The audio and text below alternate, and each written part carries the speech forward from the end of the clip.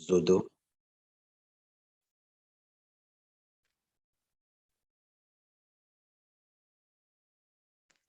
À cet effet, nous avons invité M. Castello Zodo pour animer cette communication. Alors, de qui est-il question? M. Castello Zodo est un technicien supérieur et un activiste dans les mouvements de l'environnement, du changement climatique. Membre du Jeune Leader, il est là pour nous entretenir à travers cette communication. À tout honneur, tout seigneur, je vais inviter M. Castello Zodo à se présenter pour nous animer cette communication. Mais avant, moi, votre modérateur, je suis Malko Bapa. Je suis ingénieur cimentier et je suis là pour modérer la séance de ce soir. Monsieur Castello, vous avez l'antenne. Bonsoir, monsieur Malko. J'espère que vous me recevez. Nous vous recevons 5 sur 5, monsieur Castello. Merci beaucoup. Bonsoir, chers participants. Bonsoir, chères participantes. Mais une fois encore, merci au réseau AVEC pour cette initiative qui, je crois bien, si je ne me trompe pas, c'est une suite d'événements qui est en train d'être réalisés par le réseau AVEC. Parce que si je l'ai bien constaté, bien suivi sur les différents réseaux de l'organisation, ceci rentre dans le cadre d'un processus de renforcement de compétences des jeunes sur l'eau, le changement climatique, l'environnement et j'en passe. C'est un plaisir pour moi aujourd'hui d'être avec vous ce soir pour vous entretenir sur la thématique, comment comprendre et relayer les changements liés à l'environnement et au changement climatique. Mais bien avant, je suis, comme le disait M. Marco Castello Zodo, activiste, militant écologique, si vous le voulez bien. Et j'accompagne plusieurs organisations internationales de l'Allemagne et de la diaspora allemande sur les questions de justice climatique, de la diversité, de l'inclusion. Et je les soutiens dans l'organisation d'événements en ligne à l'endroit du public béninois, camerounais et togolais. C'est moi ça. Je ne sais pas, monsieur Mario, je continue en même temps ou bien vous prenez la parole un instant? Monsieur Castello. Oui, monsieur Castello. Je déroule en même temps? Oui, vous pouvez aller selon le plan que vous aurez établi pour nous entretenir à travers cette communication. Ok, merci beaucoup. C'est une communication interactive parce que je souhaiterais que l'on puisse échanger, apprendre les uns des autres parce que le domaine de l'environnement, le domaine du changement climatique est un domaine où l'on ne cesse d'apprendre. Et aussi, quand bien même les scientifiques qui nous sortent des données sur telle chose, eux-mêmes, à leur niveau, ont des incompréhensions, ils n'arrivent pas à s'accorder sur des terminologies à utiliser, sur des résultats qu'ils ont obtenus de par leur expérience. Donc, si tant est que ces scientifiques qui ont du mal à se mettre d'accord sur des faits, sur des événements, sur des théories, n'arrive pas à s'accorder, quand même aussi bien que nous-mêmes de notre côté, nous puissions savoir que nous sommes détenteurs du savoir et nous sommes ici pour apprendre les uns des autres. Je souhaiterais avoir une communication interactive où nous allons discuter, échanger. Ce ne serait pas comme un cours à l'université où le professeur va dérouler, mais plutôt un échange entre vous et moi pour que nous puissions apprendre un peu plus davantage sur comment ensemble nous pouvons limiter les impacts des changements climatiques sur notre environnement, sur notre futur et pour protéger la planète.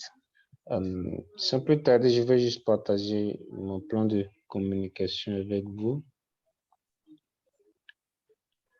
J'espère que là, est-ce qu'on va... Monsieur Malko, vous pouvez me certifier que vous voyez pour PowerPoint? Oui, nous recevons, nous avons à l'écran votre partage. Ok, merci beaucoup. Comprendre et relayer les actions de changement dans le secteur de l'environnement et du climat. La communication du jour se passera sur 4 grands points. Un test de connaissance sur les changements climatiques et l'environnement. L'incitation de l'engagement par la communication. Comment organiser et animer un événement virtuel, notamment dans le domaine environnemental. des changements climatiques et quelques conseils pratiques. Sans plus tarder, nous allons y aller avec le test de connaissance sur les changements climatiques. Alors, chers participantes, membres de l'organisation, je souhaiterais vous poser la question de savoir qu'est-ce que le changement climatique, à votre avis? Je sais que vous avez déjà eu beaucoup d'informations sur ça, mais il est quand même bien aussi de remettre le contexte de cette communication pour savoir qu'elle tourne autour du changement climatique et de l'environnement. Donc, si vous avez des réponses, priez juste lever votre main pour y répondre. Qu'est-ce que le changement climatique pour vous? Voilà, cher. Pour levez simplement votre doigt et nous allons vous accorder la parole. Je peux juste couper mon écran pour voir qui parle.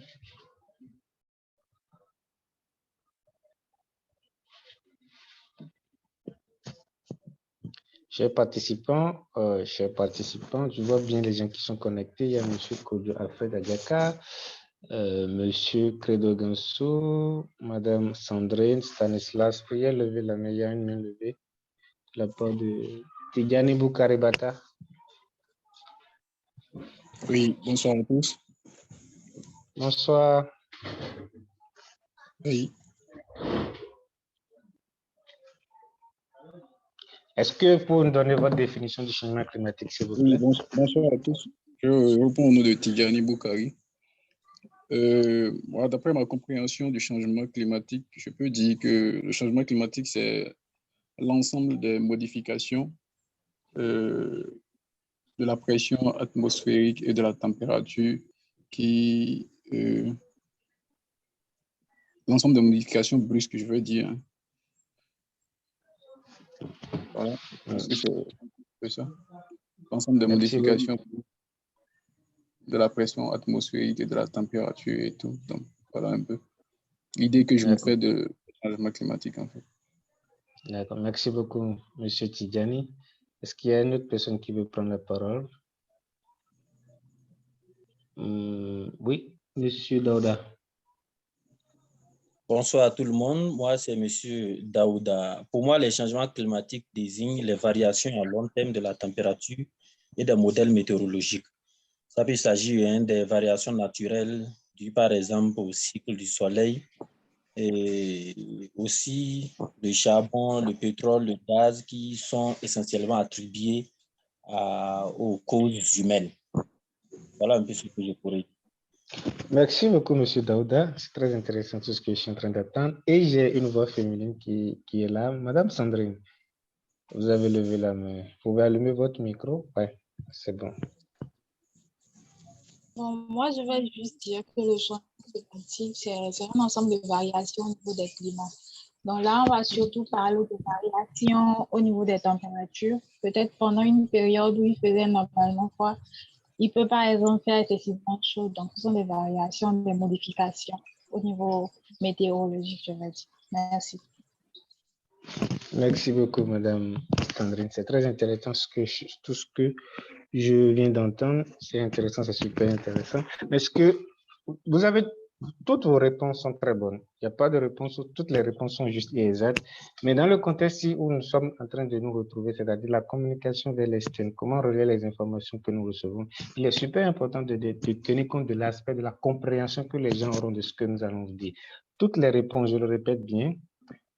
Monsieur Vénancevert, gardez votre main bien levée parce qu'il y a d'autres questions qui vont revenir. Donc, sûrement, vous serez la première personne que je vais désigner à répondre. Donc, gardez bien votre main en l'air.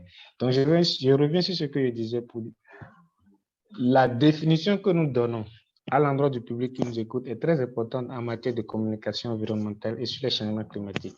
Vous avez tous et toutes donné des réponses qui sont juste exactes, mais dans un jargon très élevé pour quelqu'un qui est nouveau ici parmi nous et qui ne peut pas, qui veut juste comprendre et qui ne sait pas ce qu'on appelle météorologie et tout ce qui va avec. Donc, il est très important que dans la définition que nous souhaitons donner des changements climatiques vers l'externe pour faire comprendre aux gens ce qu'on veut leur enseigner, ce sur quoi on veut les éduquer, ce sur quoi on veut les informer. Il est très important d'adapter un vocabulaire, un grammaire très facile à utiliser et à comprendre par ces personnes. Donc, selon moi, vos réponses sont justes, mais juste, on peut redéfinir ça de manière plus simple, plus exacte. Je vois ton message. Ok, d'accord, monsieur Venance, j'ai vu votre message. Donc, je disais tantôt, à mon humble avis, on peut trouver une définition simple et claire au changement climatique afin de permettre à l'élève qui est au CE1, à l'élève qui est au CP, à l'élève qui vient juste de comprendre, qui vient juste de commencer les BA en français, de comprendre et de capter ce qu'on est en train de dire, ce qu'on veut lui enseigner en matière de changement climatique. Parce que comme vous le savez, le changement climatique, il n'y a pas que seulement nous qui sommes ici qui devons mener des actions, mais aussi les enfants, les jeunes, les adolescents qui doivent aussi prendre des actions. Il y a aussi ceux qui ne comprennent pas français, comme ceux qui ne sont pas lettrés, mais qui ont de la capacité, qui ont de la compétence pour aider à faire face au changement climatique. Donc, il est très important de tenir compte de cet aspect. Je pourrais juste définir le changement climatique comme, en un premier temps, on doit expliquer le mot climat, parce que quand on prend le changement climatique, il y a le climat dedans. Expliquer à notre interlocuteur ce qu'on entend par climat. Expliquer à notre interlocuteur comment ce changement agit sur le climat et tout ce qui va avec.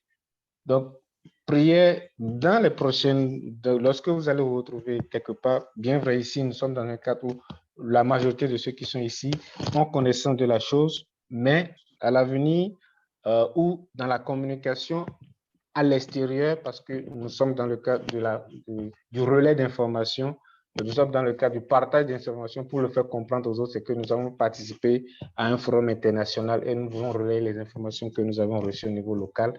Nous devons estimer que le niveau d'études qui était au niveau du colloque n'est pas au niveau local, donc il faudra actualiser le jargon, actualiser le vocabulaire pour l'adapter au public cible. Merci beaucoup à ceux qui ont intervenu sur la définition du changement climatique. Je ne vais rien ajouter de plus, mais attirer votre attention sur ça parce que vous avez déjà donné la définition du changement climatique, même si en allant dans plus de détails, on aura plus d'informations. Mais nous ne sommes pas ici aujourd'hui pour faire un workshop, un atelier sur le changement climatique, mais plutôt savoir comment communiquer sur le changement climatique autour de nous pour inciter à l'engagement. Deuxième question que je souhaiterais poser, c'est qu'est-ce que l'environnement? Donc, ceux qui vont vouloir répondre volontairement, prenez compte de cet aspect qu'on vient de dire, c'est-à-dire la prise en compte. Supposons, acceptons d'abord qu'ici, il y a des gens qui ne comprennent pas beaucoup français, qui ont envie de savoir, qui n'ont pas un jargon super élevé de niveau doctorat, mais qui ont envie de savoir ce que c'est que l'environnement. Donc, ceux qui vont vouloir répondre, bien tenir compte de cet aspect pour nous donner une réponse plus aisée, plus facile à comprendre, même pour un enfant de CE1. Monsieur Tossou Venance, vous avez la parole pour nous donner la définition de qu'est-ce que vous entendez par environnement. Ok, merci beaucoup. Merci, monsieur le communicateur. Comme on le dit, c'est tout ce qui nous entoure, les animaux, la terre, le soleil et tout. Donc voilà, terre à terre, hein, comme vous l'avez dit, qu'il faut être beaucoup plus terre à terre. Donc voilà ce que je peux dire parlant de l'environnement. Merci. Merci beaucoup. Merci beaucoup, monsieur Venance. Environnement, tout ce qui nous entoure, la terre, l'eau, l'air. Merci. Est-ce qu'il y a d'autres propositions de réponse? Il y a Madame Lalaye Caroline qui est avec nous. Monsieur Stanislas Ousoupevi. Monsieur Ayehun qui est avec nous. Monsieur Kodjo Alfred avait ouvert son micro, mais il avait fermé un temps. Est-ce qu'il avait envie de parler sur le changement climatique? Si oui, il peut peut-être nous revenir sur l'environnement.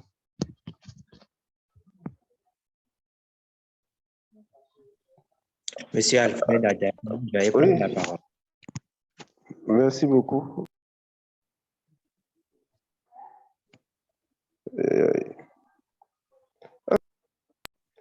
Est-ce que vous m'entendez?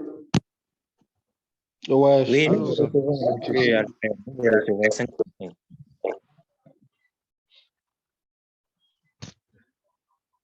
Monsieur Alfred, vous pouvez aller, nous vous recevons.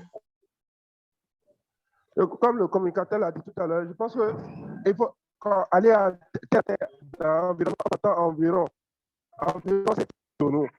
Et comme monsieur Tossou, oui, l'a dit tout à l'heure, c'est tout ce qui nous entoure. Donc, si on doit expliquer à un enfant, c'est ce qui est autour de nous, tout ce qui nous entoure, y compris l'air, tout ce qui est inerte, comme tout ce qui est vivant. Et c'est ce qu'on n'entend pas environnement, selon ma compréhension. Merci. Merci beaucoup. Il y a une autre main levée. Non, monsieur Vénancy, vous pouvez baisser votre main, s'il vous plaît. Merci beaucoup, monsieur Kodjo. Nous allons aller très rapidement. Et merci pour la prise en compte de la remarque qui a été faite au niveau de la première question, c'est-à-dire la prise en compte du jargon que nous utilisons pour faire passer l'information de façon très facile et très compréhensible à tous ceux qui nous suivent. Merci beaucoup à madame Carolina qui vient de laisser dans le chat. L'environnement, c'est tout ce qui nous entoure, que ce soit de façon naturelle ou artificielle.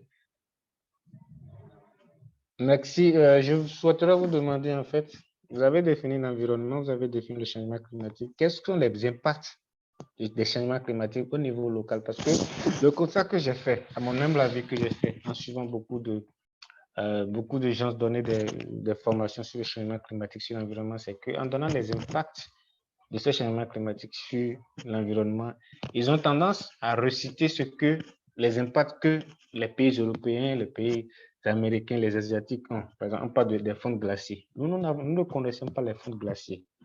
Nous ne connaissons même pas la neige pour savoir que la période de la neige est plus longue, la période de l'été est super chaude, alors que ça devait être à tel degré. Nous ne connaissons pas tout ça. Ce n'est pas notre environnement. Il est plus qu'important qu'en parlant de changement climatique, nous contextualisons ce que nous disons pour donner une information exacte. Si nous allons devant l'élève pour parler de changement climatique et nous donner des impacts, des conséquences qui ont trait à la fonte des glaciers, qui ont trait au tsunami, qui ont trait au volcan, il ne peut pas comprendre parce qu'il n'a pas ça devant lui pour un exemple terre à terre, pour expliquer, pour internaliser ça. Et donc, du coup, il va commencer par répéter cette information que vous l'avez donnée sans savoir que c'est une information qui n'a rien à voir avec lui et qu'il ne verra peut-être jamais. Je sais, il ne verra peut-être jamais. Donc, il est très important que, en citant, en donnant des exemples d'impact du changement climatique, nous puissions contextualiser pour permettre à ceux qui nous suivent, pour permettre à ceux qui veulent comprendre, pour être informés de ce dont on parle, pour qu'ils aient des exemples palpables qui peuvent toucher, voir de leurs yeux. Donc, j'inviterai l'audience, les participants et participantes à me donner des impacts du changement climatique qu'ils ont constatés à vue d'œil ou qu'ils ont vu, mais qu'ils ont entendu, mais qui est du Bénin, s'il y a des participants du Bénin ou de leur localité, s'il y en a. Chers participants, vous avez la parole pour me donner, je répète, des exemples d'impact de changement climatique au niveau local que vous avez vu et qu'on peut dire, ouais, si je viens, je contacte M. Marco aujourd'hui, il peut m'amener sur ce lieu et je vais observer à vue d'œil ce qu'il est en train de dire. Chers participants, vous avez la parole. Quels sont les impacts du changement climatique au niveau local? Oui, monsieur Aïron. Monsieur Aïron, oui. Oui, bonsoir à tous. Bonsoir, monsieur. Bonsoir. J'espère que vous allez bien. Oui, super bien. Allez, moi, par exemple, je me présente, c'est Aïron Epifane. Je suis gestionnaire des ressources en eau. Donc, j'ai fait une licence sur la gestion des ressources en eau. J'ai travaillé dans ZEI. Donc, avant de travailler là-bas, je crois, je suis resté là-bas avec mon frère. Là-bas, donc, durant mes travaux et jusqu'à présent, je peux toucher du doigt. Hein. Il y avait je dirais, marigots ou des petites rivières où les femmes s'approvisionnaient en eau. Il y avait ça à Tangbo, il y avait ça à Tangbo-Djevier, il y avait ça à Nanvier. Et aussi au niveau de la maternité, dans la zone, il y avait des petites rivières qui sont approvisionnées par l'eau. Mais quand on parle de changement climatique, la rareté des saisons, quand les saisons se bousculent un peu, où il y a trop de pluie, où il y a plus de pluie, l'eau s'est filtrée et même quand il y a de pluie, l'eau ne reste plus. Donc, ces sources d'eau ont disparu. Or, ces sources d'eau servaient la population, la population rurale. Elle prenait juste l'eau. Bon, en tout cas, avec Aquatab, c'est déjà géré parce que je suis resté là-bas. Donc, à un moment donné, on a constaté que ça a disparu et ça a laissé une terre ferme, quoi. Donc, tu peux passer par là, tout comme si de rien n'était, tout comme si ça n'a jamais existé. Donc, quand on parle de preuves, moi, je pourrais dire ça, par exemple. Merci. Merci beaucoup, M. Ayon. Est-ce qu'il y a eu 2 mains levées? Il y a M. Tidjani. M. Tidjani, vous pouvez allumer votre micro et prendre la parole. Oui. Bon, en parlant des preuves relatives au changement climatique, tout d'abord, il faut dire que moi, je suis au nord, plus précisément à Parakou actuellement. Et donc, ici, quand on fait le déplacement vers le nord, on constate déjà, en termes d'exemple, qu'il y a beaucoup plus la rareté des pluies. Donc, c'est-à-dire que il y a de cela 10 ans en arrière, si on regarde la façon dont les pluies commençaient, c'est beaucoup plus, ça se fait de façon de plus en plus rare. Donc, c'est-à-dire qu'avant, déjà à partir du mois de mai, je crois, hein, à partir de mi-mai, les pluies commençaient déjà correctement, ce qui permettait aux producteurs de pouvoir commencer les activités champêtres.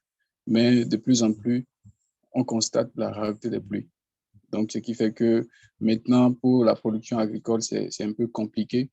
Et des fois, les producteurs même se lèvent, ils sèment et il n'y a pas plu. Donc, ce qui fait, ça constitue une perte pour eux. Et donc, mis à part ça, il y a aussi l'augmentation de la chaleur. Donc, en termes d'exemple, je pense que ce sont 2 exemples vraiment palpables qu'on peut vivre quand on est au nord ici, quand on fait le déplacement sur le nord. Donc, c'est un peu ça. Moi, je voulais dire.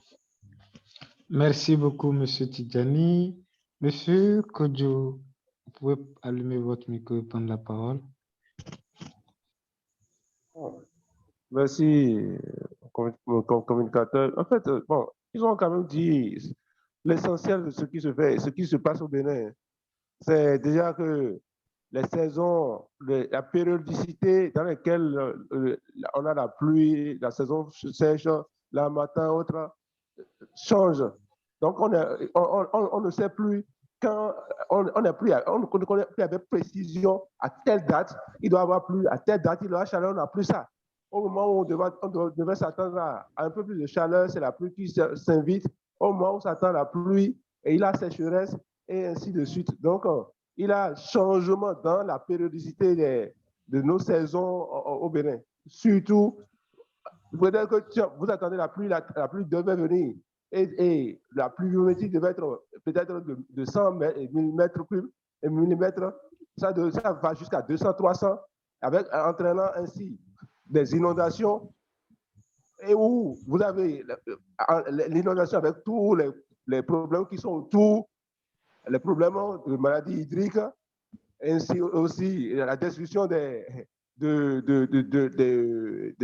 cultures, et ainsi, ça peut aussi, on peut avoir la famine ou la sécheresse grandissante, où si le paysan n'arrive pas à cultiver, il n'y a pas à manger, lui non plus, il n'a pas de sous, et donc vous, avec tous les corollaires de tout ce qui se passe, donc c'est palpable au Bénin aussi, c'est palpable vraiment, vraiment, vraiment. Nous ne sommes pas les instigateurs de ces changements, même si nous avons notre part, mais nous en subissons réellement les impacts. Merci beaucoup. Merci beaucoup. C'est très gentil pour les différentes interventions. Well, Monsieur Malco, vous avez la main levée. Oui, communicateur, Monsieur Castello, je voudrais juste passer un petit mot comme preuve du changement climatique sous nos yeux. C'était en 2011, la grande pluviométrie que nous avions connue en 2011 qui avait amené le gouvernement d'alors du président Yahi Boni à initier le programme de bourse de solidarité pour soutenir certaines de ces familles qui ont perdu tout pendant cette période et qui n'étaient pas en mesure de pouvoir inscrire leurs enfants, que ce soit à l'université, au collège et pour pouvoir tenir le programme scolaire. Donc, en son temps, c'était un grand constat de changement climatique et une plus grande quantité de pluviométrie jamais observée au Bénin. Merci. Merci beaucoup, Monsieur Malco. Est-ce qu'il y a d'autres participants qui veulent prendre la parole? Monsieur Venance, vous avez la main levée. C'est une nouvelle intervention ou c'était toujours l'ancienne main? Ah oui, bon, je voudrais ajouter que c'est un peu de choses à ce que font Je ne sais déjà pas. Excusez, mes Monsieur prédécesseurs, Venance. ils ont presque tout dit. Mais parlons des impacts de changement climatique dans le domaine sanitaire surtout. Aujourd'hui,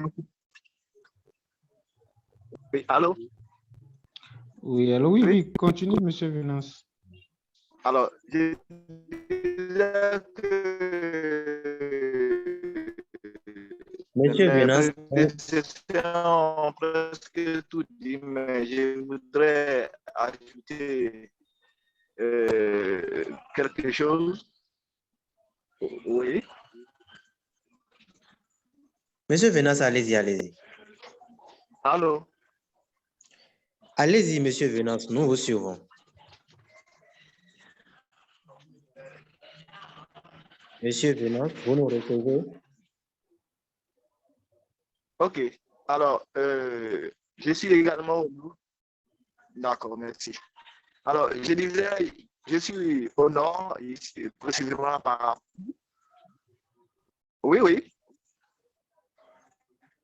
Monsieur Venance, vous pouvez continuer. Nous vous recevons. Allô?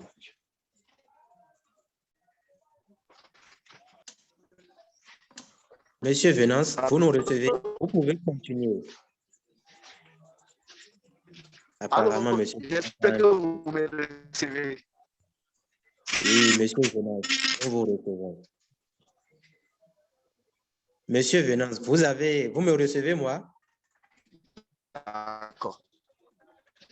Alors, je voudrais mettre l'accent sur les impacts au niveau sanitaire. Allez-y, monsieur Venance, allez-y, nous vous recevons. Alors, moi, je vous...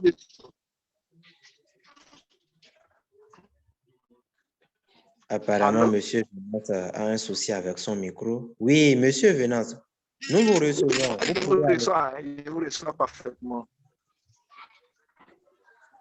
D'accord. Allez-y alors, nous vous recevons vous aussi.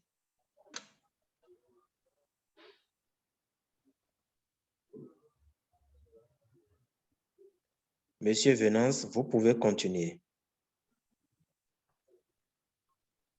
Bon, j'invite alors le communicateur. Monsieur Venance a certainement un petit souci avec son micro. J'invite le communicateur à continuer.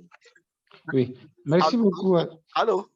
Monsieur Venance, peut-être vous pouvez laisser dans le chat vos propos que je peux, ou moi ou bien le modérateur pourra relayer après, comme vous avez des soucis de connexion. Donc, laissez-nous dans le chat votre complément qu'on pourra relayer à tout le monde. Merci à tous ceux qui ont participé à l'exercice. C'est très bien. Si nous allons récapituler, j'ai noté, d'après tout ce que j'ai écouté, 3 impacts de changement climatique que vous avez cités dans le contexte local au Bénin. Et pour la plupart de ceux qui ont pris la parole, la rareté des pluies est venue 3 fois. Après ça, il y a eu augmentation des chaleurs et je vais ajouter à ce que avait dit le premier participant, la disparition de rivières, parce qu'il avait constaté qu'il y avait une rivière qui était là, mais au fil du temps, ça a disparu. Donc, ça fait 3 impacts. Retenez que si je vous avais demandé, d'abord je rappelle le contexte, ce n'est pas pour dire qu'une réponse est fausse, toutes les réponses sont justes et exactes, très bonnes. Mais pour rappeler le contexte, si je vous avais demandé de me citer en fait, quels sont les impacts des changements climatiques, j'allais recevoir beaucoup plus de réponses que j'ai reçues maintenant. Parce que nous avons ramené les impacts au niveau local, le nombre de réponses que j'attendais a diminué. Si au départ, j'avais posé la question, quels sont les impacts des changements climatiques, vous m'aurez cité les volcans, le séisme, en Haïti, volcan passé, typhon par là, tornade passé, fond des glaciers par là, la neige qui était beaucoup dans tel pays. Ça, c'est de façon générale. Contextualisant maintenant, les réponses ont été limitées parce que nous manquons d'informations à ce niveau, au niveau local. Et donc, il est très important dans la stratégie de communication à l'externe, dans la stratégie de relais d'information, pour ceux que nous voulons éduquer, sensibiliser ou informer, de tenir compte de ceux qui sont les leurs. Je ne peux pas vouloir former des gens sur le changement climatique, sur l'environnement, et parler des fonds glaciers, parler des tornades, parler des typhons et autres. Ça ne passe pas parce qu'ils ne vont pas percevoir l'importance. C'est ce qui rate un peu l'incitation à l'engagement. Je ne vais pas commencer le deuxième point, mais c'est ce qui rate un peu. Ça fait partie des causes qui font que beaucoup de jeunes, beaucoup d'enfants que nous formons ne suivent pas le mouvement. Parce que les informations que nous leur apportons ne cadrent pas avec ce qu'ils vivent. Et c'est l'enjeu en fait de la communication environnementale à l'endroit des jeunes, des adolescents et de tous ceux qui sont veulent être impliqués ou veulent être engagés sur la cause des changements climatiques et de l'environnement. Donc, retenez avec moi que nous manquons d'informations sur les impacts des changements climatiques sur l'environnement au Bénin. Pas parce qu'il n'y en a pas, il y en a plein. Il y en a énormément. L'avancée du niveau de la mer avec des photos à l'appui. Le niveau de la mer, là où il est, au niveau, par exemple, de la plage, pour ceux qui sont au Bénin et à Cotonou, au niveau de la plage, je ne connais pas le nom, mais le Club des Rois, quand vous allez là, le niveau de la mer à ce niveau, et quand vous allez au niveau de la plage qui est au niveau de Golden Tulip, regardez bien la différence que vous aurez à ces deux niveaux. Quand on va parler maintenant de l'avancée de la mer, regardez bien les différences que vous avez au niveau de la plage qui se trouve dans la zone de Golden Tulip, palais des Congrès, et la plage que vous avez au niveau du Club des Rois qui est un peu vers, je ne maîtrise pas le nom de l'endroit, mais pour ceux qui sont habitués de Cotonou doivent savoir de quoi je parle. Regardez un peu, si vous avez du temps, allez dans le week-end, regardez à ce niveau et les deux niveaux pour me dire en fait ce que vous voyez visuellement, ce que vous voyez en matière d'impact des changements climatiques, quand on parle de niveau d'élévation de la mer, de l'avancée de la mer. C'est des exemples par photo à l'appui qu'on peut diffuser aux enfants parce qu'ils ont, pour ceux qui sont à Cotonou, bien, pour ceux qui connaissent, on a la mer au Bénin. Donc, ils peuvent venir visiter. Et quand il s'agira, par exemple, d'organiser une sortie pour visiter l'environnement, pour savoir quels sont les impacts. C'est les exemples papa qu'on peut montrer aux enfants pour dire, voilà, nous étions là-bas, nous avons vu telle chose, nous sommes ici, nous avons vu telle chose. Qu'est-ce que vous constatez?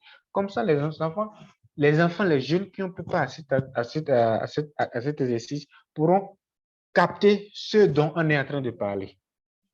Et c'est très important dans la stratégie de communication environnementale pour inciter à l'engagement, montrer des exemples papa de choses qui existent. Pour ce qui est des changements climatiques ou des impacts des changements climatiques aujourd'hui, nous avons des exemples au niveau de la destruction et de la disparition de certaines forêts à notre niveau au Bénin.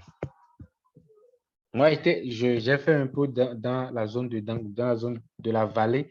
Il y a des forêts galeries qui ont disparu. On ne les voit plus. Ce qu'on voit actuellement, c'est l'eau qui a pris la place. Ce qu'on voit actuellement, c'est une terre vide, avec quelques abus, et puis c'est fini. Et ce que ça crée, c'est visible. Des terres arides, c'est visible. Maintenant, quand on parlait du manque de pluie, il est très important pour quelqu'un qui veut comprendre davantage. Quand on parlait, il y a les saisons de pluie qui deviennent plus, soit réduites, soit très élevées. Quels sont ces impacts de façon directe? Comment on peut sentir le dérèglement des saisons au niveau local? Comment on peut les sentir? Vous avez parlé des vagues de chaleur. Ça, je suis parfaitement d'accord. Quand on rentre dans la saison sèche, les vagues de chaleur sont super intenses, spécialement pour ceux qui sont du nord. Ça, c'est certain. Maintenant, quand on doit être dans la période de pluie et la pluie ne vient pas au bon moment, qu'est-ce qui se passe? Nous devons être capables d'expliquer à ceux qui nous écoutent que voilà, les impacts des changements climatiques, quand on dit qu'il y a la pluie qui n'est pas au bon moment, voilà ce que ça crée. Au niveau des agriculteurs, ils n'arrivent pas à planter vite. Quand il n'arrive pas à planter vite, il n'arrive pas à avoir de beaux rendements. Quand il n'arrive pas à avoir de beaux rendements, qu'est-ce que ça crée? C'est qu'on a manque de certains aliments, de matière, des aliments dont nous avons besoin pour nous nourrir, qui sont en manque sur le territoire. Qu'est-ce que ça induit? Ça induit une augmentation des prix des denrées alimentaires. Et celui qui n'a pas le pouvoir d'achat, d'acheter ces denrées alimentaires à ce moment T, est obligé de s'adapter, de trouver des moyens, ou se retrouvera sur le plan de la santé affecté d'une certaine manière ou d'une autre. Il y aura peut-être manque de lipides, manque de protéines, de la malnutrition sévère. Actuellement, les causes de la malnutrition, quand on dit en fait que la malnutrition, c'est aussi un impact des changements climatiques, voilà le processus par lequel ça prend.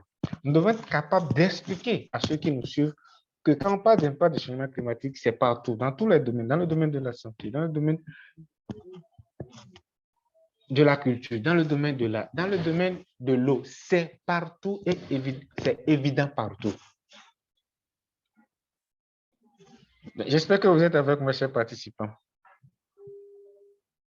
Si vous avez envie de réagir à certains propos, si vous avez envie de réagir, n'hésitez pas à lever la main. Je vais vous voir, je vais vous désigner, vous allez faire votre apport. Comme je l'ai dit au début, il ne s'agit pas d'un cours magistral, mais il s'agit d'échanges. D'échanges dans le contexte où comment on devait communiquer à l'extérieur en matière de changement climatique pour capter l'attention des gens, pour inciter à l'engagement des jeunes, des enfants, des adolescents qui nous suivent. Et c'est très important, notre manière de communiquer.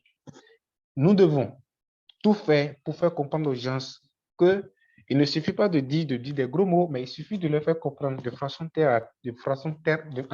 terre à terre, comme on le dit ici vulgairement, ce qu'il en est et pourquoi c'est comme ça.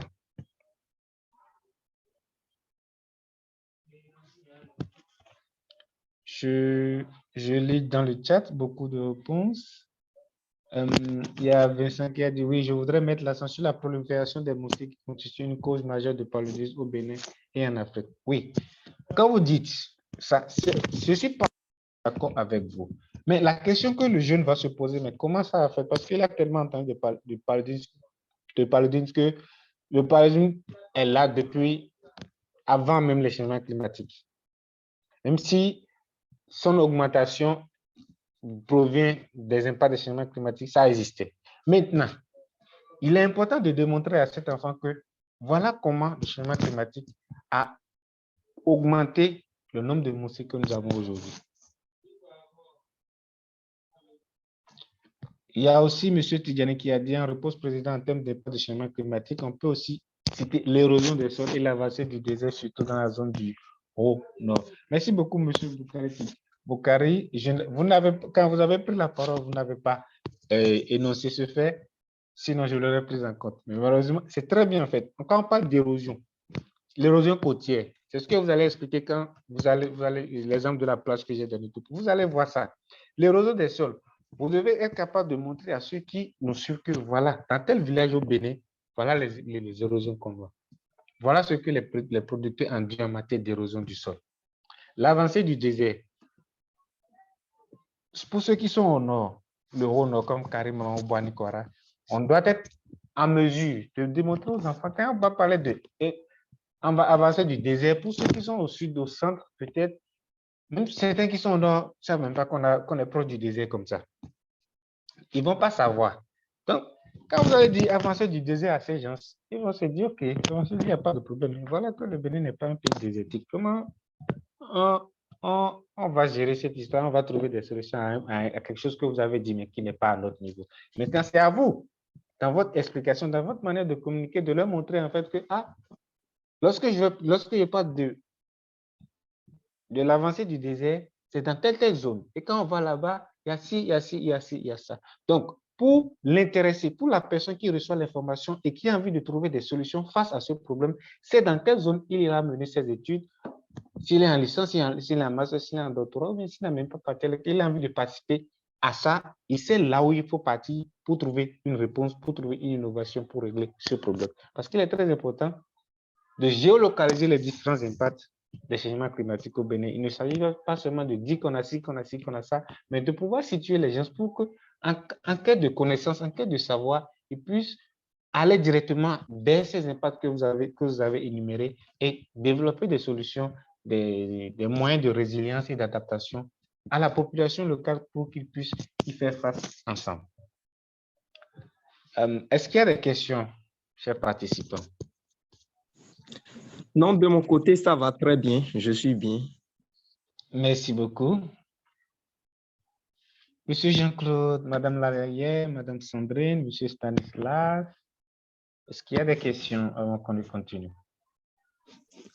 Non, de mon côté, ça va aussi. C'est bon. Ok, super, ça fait plaisir. J'espère que quand vous dites que ça va super, c'est que ça va super, vous avez tout compris. Ah ouais, il y a Monsieur Vénance qui a levé la main. Ah oui, merci beaucoup, merci à vous.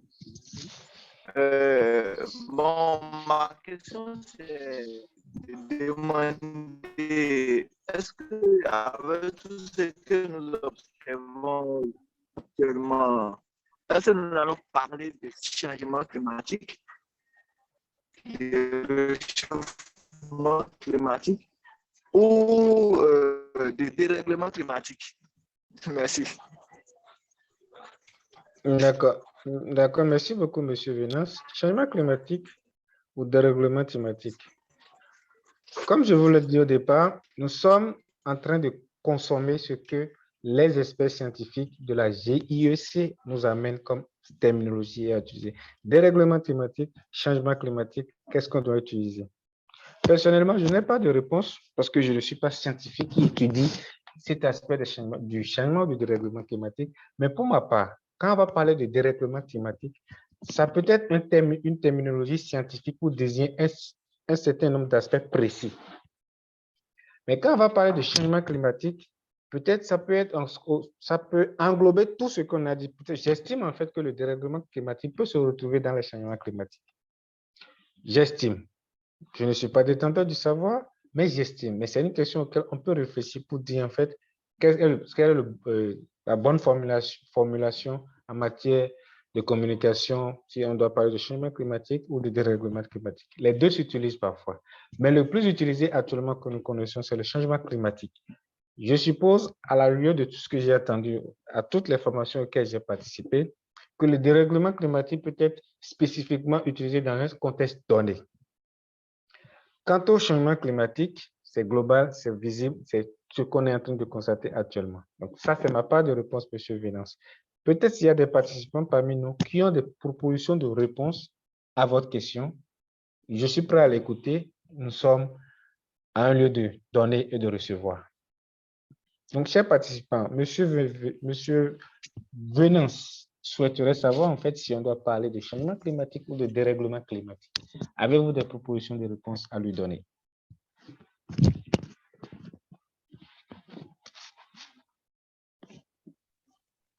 Monsieur le communicateur, je pense que, comme vous l'avez su bien dit, dérèglement climatique, changement climatique, c'est des thèmes qui renvoient presque au pareil. Des thèmes qui renvoient presque au pareil. Un climat qui se dérègle induit nécessairement des changements. Et donc, quand on parle de changement, selon certaines études scientifiques, c'est tout ce qui est lié à ce concept qui a engendré des impacts et des conséquences données. Le dérèglement peut être simplement, par exemple, on peut étudier le dérèglement du climat sur la température. Le dérèglement de la température, quels sont ces impacts qui font partie du changement climatique? Quand on nous parle de la destruction de la couche d'ozone, des participants ont dit tout à l'heure que la chaleur a augmenté. La cause de cette augmentation de la chaleur peut être due à un dérèglement d'un paramètre. L'étude de ce paramètre unique peut être simplement dénommé dérèglement de telle chose pour conduire à telle situation de changement climatique. Donc, c'est des thèmes, c'est des terminologies qui renvoient pratiquement au pareil, à des différences très près. Merci, ce que je pense compléter. Merci beaucoup, M. Marco, pour votre intervention. Très bien. Monsieur Youssouf a levé la main. Oui, merci. Je rappelle au passage que je fais partie des ambassadeurs du changement climatique aussi, pour avoir suivi une formation sur le changement climatique, une formation certifiée en Égypte. Ce que je voudrais juste ajouter par rapport, c'est une question de terminologie, hein.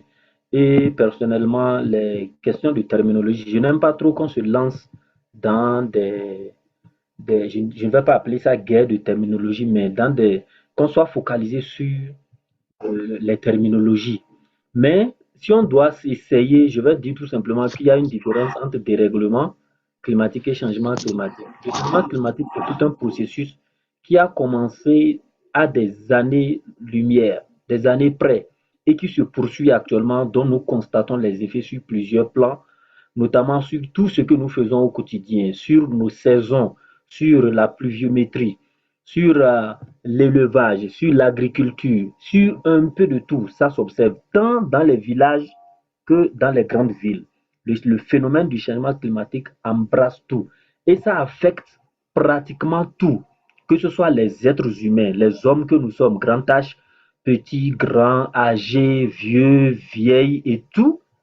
Ça embrasse également les arbres, les animaux, la végétation. Ça absorbe tous les domaines de la vie sur cette planète-là. Rien n'est épargné. Et quand on va parler de dérèglement climatique, pour moi, quand on voit le mot dérèglement, c'est comme si c'est un système qui est mis en place, mais qu'on peut rétablir. On peut revenir en arrière pour régler quand quelque chose est déréglé. Alors que l'étape actuelle où nous sommes avec le changement climatique, c'est un phénomène tellement global que ça fonctionne tout comme un système.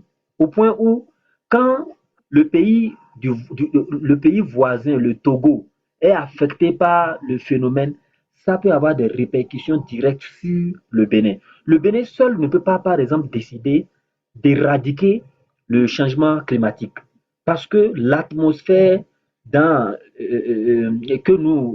dans laquelle nous vivons n'est pas propre à nous seuls béninois, mais c'est dans le monde entier. Ça veut dire qu'il faut une action commune dans tous les pays de ce monde-là pour réussir à changer la tendance au niveau du climat, du changement climatique. C'est pourquoi on parle de adaptation au phénomène du changement climatique. Il n'est plus question de revenir en arrière pour corriger le déséquilibre qui a été créé et ramener à l'ordre de départ. C'est pourquoi je dis, ce n'est pas plutôt le dérèglement. Si c'était le dérèglement climatique, ça veut dire qu'on peut s'entendre pour voir qu'est-ce qu'il y a à la base et on va corriger pour régler et ramener ça à la situation de départ. Malheureusement, le changement climatique ne nous donne pas cette position-là. Nous avons la possibilité de nous adapter. C'est nous, êtres humains, qui nous adaptons au changement climatique.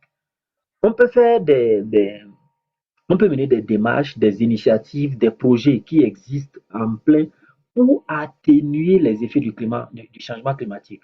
Mais à l'heure actuelle, revenir à une question de départ pour revivre ce que nous vivions à l'époque, ça paraît quasi impossible à l'échelle planétaire. Voilà ce que je voudrais juste ajouter. Merci beaucoup, Monsieur Youssouf. Adaptation, résilience, des mots forts aujourd'hui utilisés en termes de lutte contre le changement climatique, dérèglement changement climatique. Quel est le bon thème? Comme l'a su bien dit M. Youssouf, M. Malko, c'est des questions de terminologie. Et quand il s'agit des questions de terminologie, nous allons redemander aux scientifiques qui sont plus hauts qu'est-ce qu'il faut utiliser. Mais pour le moment, nous adoptons le changement climatique qui est sur tous les lèvres et qu'eux-mêmes ils écrivent dans les rapports. Il est vrai aussi qu'eux-mêmes ils rencontrent des difficultés quant à l'usage. Ils ont des guerres de mots quant à l'usage de telles thématiques, de telles terminologies en matière de changement climatique, ou bien qu'est-ce qu'il faut dire à tel niveau et à tel niveau. La plus belle exemple que je vais donner, c'est le ou la COVID. Au début, le COVID, après la COVID, on ne s'est plus entendu, donc les deux font de pair. Le plus important, c'est le dénominateur commun COVID. Sur ce, merci à tous ceux qui ont bien voulu participer à l'exercice d'échange. C'était très interactif, c'était très intéressant. Nous allons passer maintenant à ce qui est de l'incitation à l'engagement. Comment nous pouvons inciter les jeunes à nous suivre, à relayer les informations, à participer, à être acteurs de changement dans leur communauté, dans leur famille, dans leur maison, dans leur quartier. Comment on doit faire? Quelles sont les stratégies qu'on peut utiliser? Qu'est-ce qu'il ne faut pas faire? Qu'est-ce qu'on doit faire?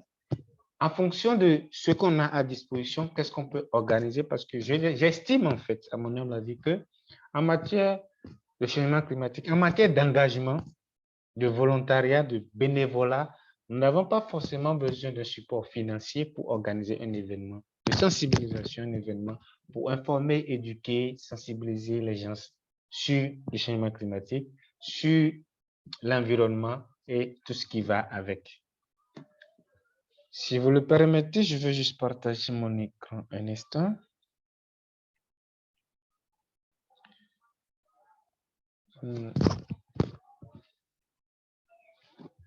Monsieur Marco, vous pouvez me certifier que vous voyez mon écran?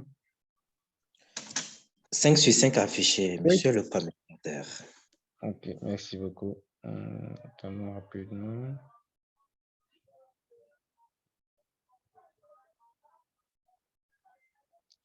Ok, l'incitation, inciter l'engagement par la communication. La communication aujourd'hui se retrouve en deux volets. Comment informer, éduquer, sensibiliser les gens à l'action climatique sur l'environnement se retrouve en deux volets. Le premier volet que nous allons aborder aujourd'hui, c'est la communication physique, le contact direct avec les gens sur le terrain. Et sur ce, quelles sont les différentes actions que nous pouvons exécuter sur le terrain avec les participants, avec les jeunes, avec les enfants, pour parler de changement climatique? Est-ce que vous avez des exemples d'actions qu'on peut mener en matière de changement climatique pour informer, éduquer, sensibiliser les jeunes qui ont envie de s'engager sur le changement climatique? Chers participants, la parole est à vous. Je veux écouter toutes vos propositions. Oui, monsieur Venance. Ok, merci beaucoup à vous.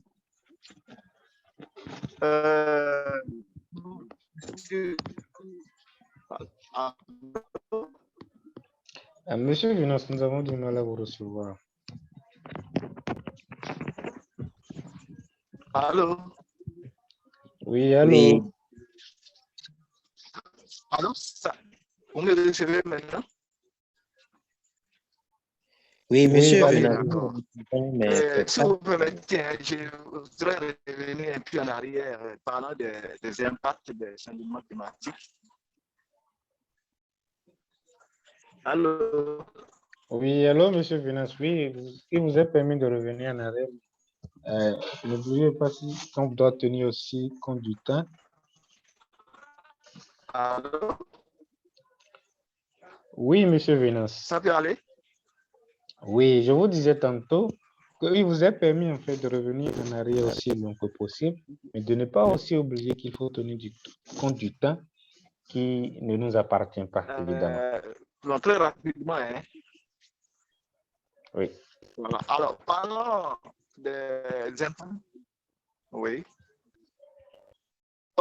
Ok.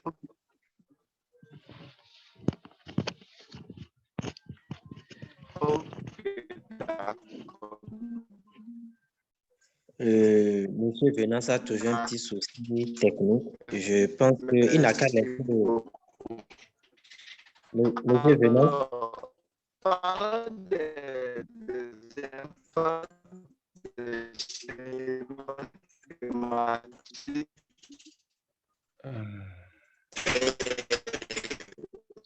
Je pense que monsieur Venance. Nous avons. Monsieur Venance, priez laisser dans le chat votre intervention.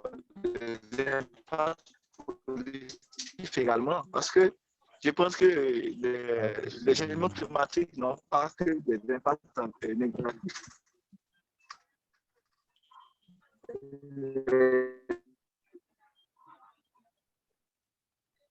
Monsieur Venance, est-ce que vous nous recevez? Monsieur Venance n'a qu'à laisser sa préoccupation dans le chat et le temps de laisser le communicateur poursuivre sa communication. Merci. Monsieur Castello, à vous.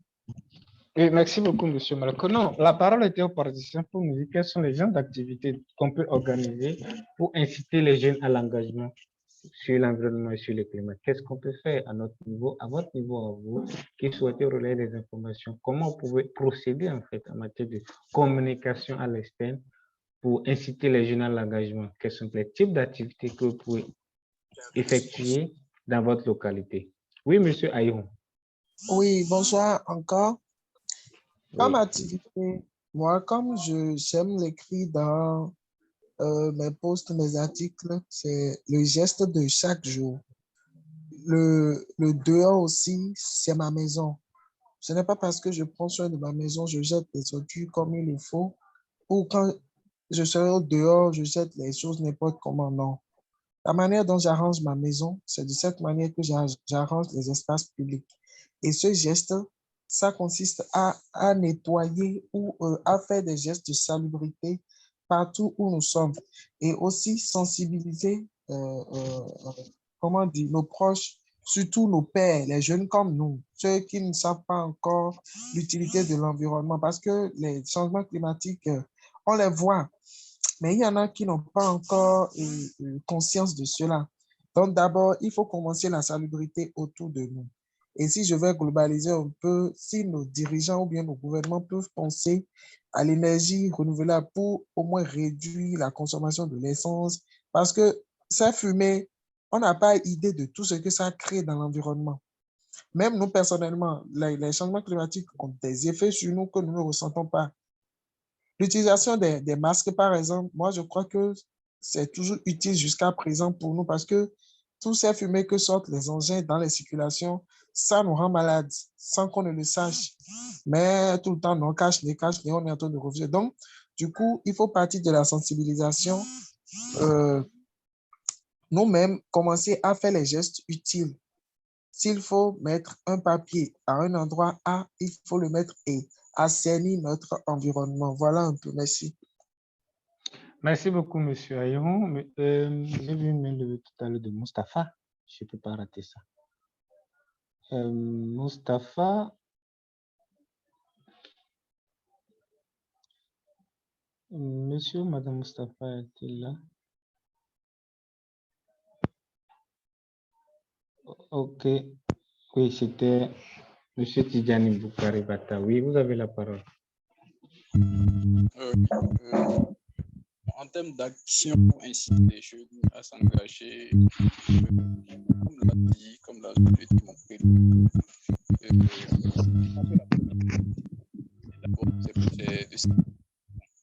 c'est-à-dire, c'est vrai, les changements climatiques sont d'actualité, mais beaucoup de jeunes ne le remarquent pas. Donc, la première des actions qu'on devrait mener d'abord, à mon avis, de pouvoir initier des activités de sensibilisation à l'endroit de tout le monde quand même, pour créer un éveil de conscience. C'est-à-dire amener tout le monde à se rendre compte que c'est vrai, on parle toujours de changement climatique, qu'est-ce que c'est vraiment? Et voilà, de façon terre à terre, les impacts que cela a sur notre environnement. Donc, je pense que c'est d'abord le point de départ de tout. Donc, si les gens sont vraiment conscients et ont connaissance de ces impacts-là que le changement climatique a sur leur vie, sur leur quotidien, je pense qu'ils seront beaucoup plus amenés à aussi s'engager pour pouvoir mener des actions pour lutter contre ce phénomène-là. Donc, en dehors de ça, on peut également initier des activités de salubrité quand même pour pouvoir assainir notre environnement. Et également, pourquoi pas, si possible, si on a les moyens, organiser des campagnes de reboisement. On a parlé de la rareté des pluies tout à l'heure. Je pense que si on a la possibilité de pouvoir organiser ces campagnes les campagnes de reboisement, je pense que cela va quand même, un temps soit peu, permettre d'atténuer les effets du changement climatique dans notre communauté et au niveau national, si possible. Donc, voilà un peu ce que moi je tenais à dire par rapport à l'activité qu'on pourrait mener quand même pour pouvoir inciter les gens à s'engager contre les changements climatiques. Je vous remercie. Merci beaucoup, M. Boukari Bata. très intéressant tout ce que vous venez de dire. Je lis dans le chat de la part de Madame Carolina. Il faut amener chaque jour nos enfants à jeter les déchets dans la poubelle, à faire des tri au niveau des déchets, des eaux souillées, en gros, les éduquer. Au niveau des jeunes, la sensibilité pour un renforcement de capacité et également impliquer les femmes sur cette thématique. Impliquer les femmes sur cette thématique, très important aujourd'hui parce que la femme est plus impactée par les changements climatiques que nous. Et je vais y revenir en laissant d'abord la parole à M. Kodjo Alfred. Oui, M. Kodjo, tu peux allumer votre micro et nous donner quelques informations sur comment les jeunes qu'on fait sur les différentes activités qu'on peut organiser pour favoriser la lutte contre le changement climatique. Ok, merci beaucoup. Je crois que, bon, vous avez déjà, par rapport à un problème que vous avez, un constat que vous avez fait par rapport à la plage à Cotonou, il suffit simplement de faire constater, à travers une sortie pédagogique ou bien une sortie récréative, la différence entre l'avancée de la mer des deux plages que vous avez dit. Donc, une sortie simple. Demandez aux enfants qu'est-ce qu'ils ont constaté. Et à partir de là, commencez par dire les raisons. Il faut préparer ça. Mais c'est une sortie pédagogique à but de montrer les effets du changement climatique simplement, d'une manière ludique. C'est un cas. Un autre cas, c'est faire sortir, pouvoir les faire la rencontre avec les paysans, avec les jeunes ou les élèves pour montrer ce qu'ils vivent et ce qui se passe actuellement par rapport au changement climatique. Surtout donc les sorties ont plus, selon moi, plus d'impact souvent. Quand on va sur le terrain, on fait le constat et on voit ce que les autres vivent, on peut mieux réagir. Donc, je crois que c'est ce que moi je préconise comme activité pour sensibiliser sur les impacts du changement climatique. Merci beaucoup. Merci beaucoup, M. Kodjo. M. Marco, vous avez levé la main, c'est vous le modérateur. Donc, ce que je vais encore vous dire, veuillez prendre la parole et nous apporter votre contribution. Merci beaucoup, M. Castello. Bon, moi, ce que je voudrais juste ajouter, c'est que, en fait, quand on parle du changement climatique et tout ce qui va avec, c'est le comportement, c'est le geste au quotidien. Et pour ce comportement et ce geste au quotidien, lorsqu'on atteint la couche juvénile, surtout les enfants, le message passe vite, ça va vite.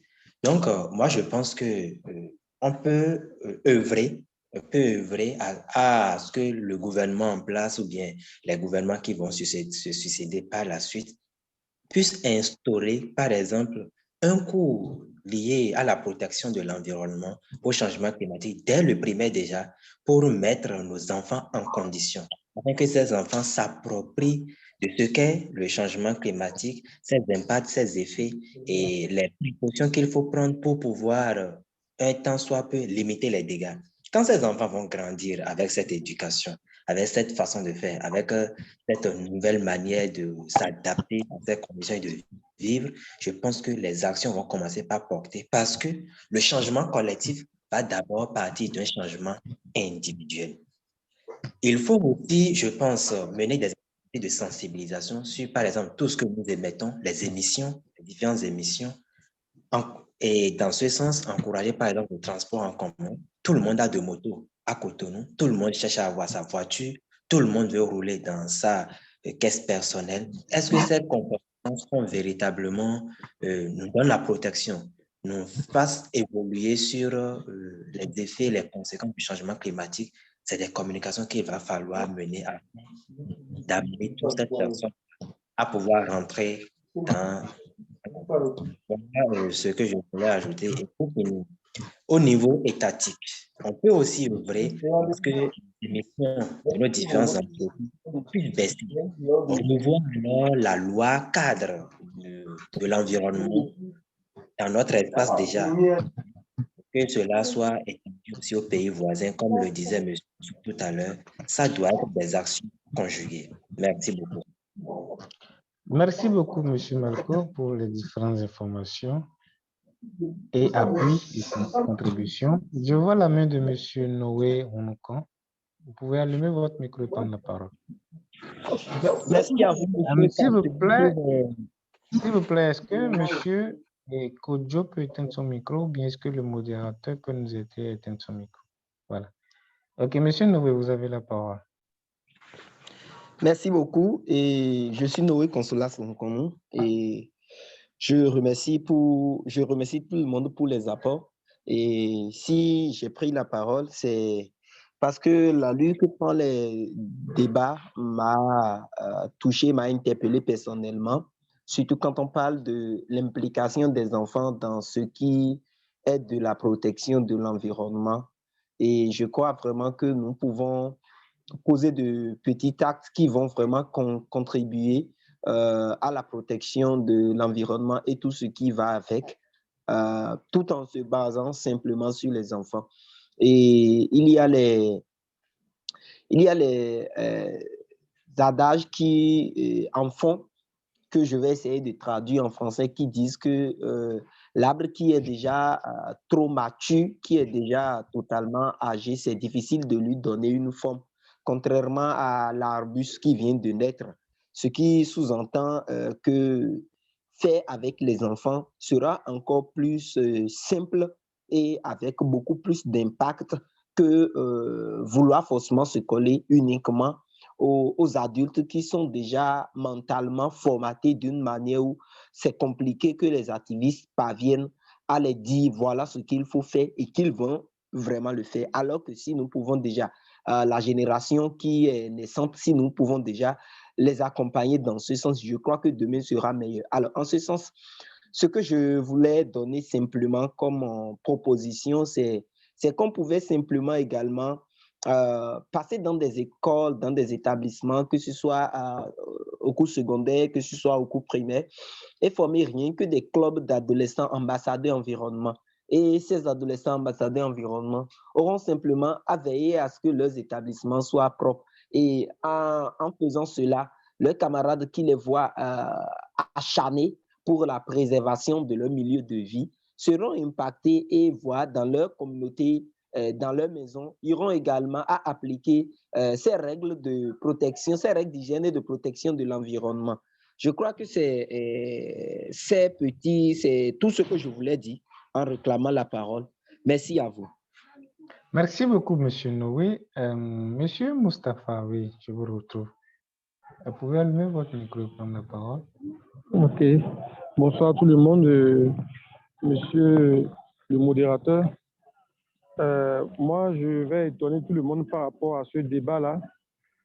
Et j'espère que c'est la pauvreté qui nous induit à ce phénomène mondial. Ce phénomène mondial qui est en train de détruire à petit coup notre planète. Je vous en prie, la femme rurale qui vit dans une contrée éloignée, qui a besoin du charbon, bien du bois de feu pour faire la pâte à ses enfants, est obligée, n'est-ce pas, d'aller faire la déforestation, de détruire la végétation. Et je crois que ceci interpelle les politiques. Selon moi, chaque État doit prendre des mesures hardies, des solutions hardies en ce qui concerne l'élaboration des politiques sectorielles. Lorsqu'on prend l'agriculture, par exemple, combien d'espaces ont été emblavés chaque année? Moi, mon pays, le Bénin, par exemple, depuis plus de 2 ans déjà, est premier producteur du coton en Afrique de l'Ouest. Mais lorsqu'on va évaluer l'impact de cette performance-là, l'impact négatif que cette performance a, c'est déjà criard. Donc, je pense que les politiques doivent être repensées autrement. Par secteur, si je prends le secteur de la pêche, il y a aussi la surexploitation et la surpêche aussi, qui fait que nos cours d'eau maintenant sont impactés par les activités anthropiques. Donc, il y a beaucoup de paramètres sur lesquels on doit interpeller ou bien attirer l'attention des politiques. Lorsque les gens vont à la table ronde, qu'ils prennent des décisions hardies par rapport à l'environnement, ça ne va pas. Moi, je suis à Djougou ici, pendant plus d'1 semaine, il y a une fraîcheur, là-bas, c'est la chaleur. Mais chez nous ici, c'est une fraîcheur intense. On n'a pas compris, une fraîcheur qui a même mis un peu de maladie dans nos quartiers. Donc, c'est une histoire qui est très, très dangereuse, qui interpelle tout le monde. Je vous en prie, ici maintenant, chez nous, par exemple, à Djougou, il pleut par zone. Tu vas voir, il pleut devant toi, mais lorsque tu prends ton pied, tu vas devant, il n'a pas la pluie. Donc, ça veut dire que le problème existe réellement. Il faudrait que les politiques s'asseyent. La communauté, à la base, ce sont les projets qu'on va initier qui vont aider ces communautés-là. Si je prends le cas sur les VBG, par exemple, les violences basées sur le genre, les partenaires en ont travaillé. La manière dont le féminisme a pris le pas dans certains pays, si on essaie, n'est-ce pas, de mettre en pratique cette stratégie-là par rapport au changement ou bien dérèglement climatique, je pense qu'on va atteindre notre objectif principal, qui est la réduction de l'émission des gaz à effet de serre. Vous voyez, moi, dans ma contrée ici, la femme rurale, c'est le bois. Et quand on parle du bois, c'est la déforestation. Donc, je pense que c'est ce que j'ai à dire. Les politiques, ils n'ont qu'à revoir leur politique. Ce n'est pas seulement le social, ce n'est pas seulement la santé, ce n'est pas seulement, quoi encore, la politique politicienne, mais il y a l'environnement. L'environnement, la biodiversité dans laquelle nous vivons. Sans ça, il n'y a pas d'épanouissement et sans cela, il n'y a pas de développement durable. Parce que pour un développement durable, il faut une triple compatibilité. L'environnement, l'éducation et l'environnement, l'économie et la politique. Donc, sans ces trois paramètres-là, je pense qu'on ne va pas avancer. Merci, cher modérateur, je vais m'arrêter là. La communication est intéressante. Merci beaucoup, M. Moustapha. Merci à tous les participants et participantes qui ont voulu bien se prendre au jeu de répondre à quelles sont les différentes formes d'activités qu'on peut organiser pour inciter à l'engagement des jeunes, des adolescents et de tous ceux qui souhaitent prendre part à l'action climatique. Et comme je l'expliquais, vous avez tous donné de très bonnes idées qui sont à la fois des activités qui peuvent être menées de façon physique avec le contact et aussi des activités qui peuvent être menées avec le numérique. Ce que j'aimerais rappeler, en fait, c'est dans le cadre, en fait, du relais d'information, de partager l'information à l'extérieur sur ce qui concerne l'environnement et le changement climatique, il faut impérativement que le contenu à donner à la cible qu'on a choisie soit adapté à cette cible. Nous ne pouvons pas vouloir venir former des jeunes écoliers et avoir un jargon soutenu et en même temps vouloir former des femmes dans les zones rurales et avoir un jargon soutenu. L'information ne passera pas.